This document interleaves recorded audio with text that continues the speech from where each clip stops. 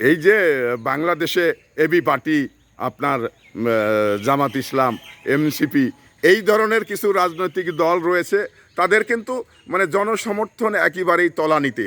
তারপরেও তারা পেয়ার নির্বাচন চাচ্ছে, তারপরে মানে দীর্ঘ দিনের নিয়মটি ভেঙে নতুন নিয়ম চালু করতে চাচ্ছে। তো সেই জায়গা থেকে তারা কি চালু করতে পারলেই মানে চাইলেই পারবে কিনা, এটা বাংলাদেশের মানুষ মানবে কিনা, এটা একটি বিষয়। তো বাংলাদেশের মানুষ এই পেয়ার ফেয়ার পদ্ধতি কি জানেই না, এটা মানবেও না। আর এটা কেউ চালু করতে আসলে তাদের মানে সকল জনগণকে নিয়ে প্রতিহত করা হবে। কারণ এই বাংলাদেশ শুধু জামাতের নয়, এই বাংলাদেশের এবি পার্টির নয়, এই বাংলাদেশ এনসিপির নয়, এই বাংলাদেশ মানে সকল রাজনৈতিক দলের এবং সকল মতের মানুষের। মানুষ যেটা সিদ্ধান্ত নেবে, জনগণ যেটা সিদ্ধান্ত নেবে, সেই সিদ্ধান্ত বাস্তবায়ন করতে হবে।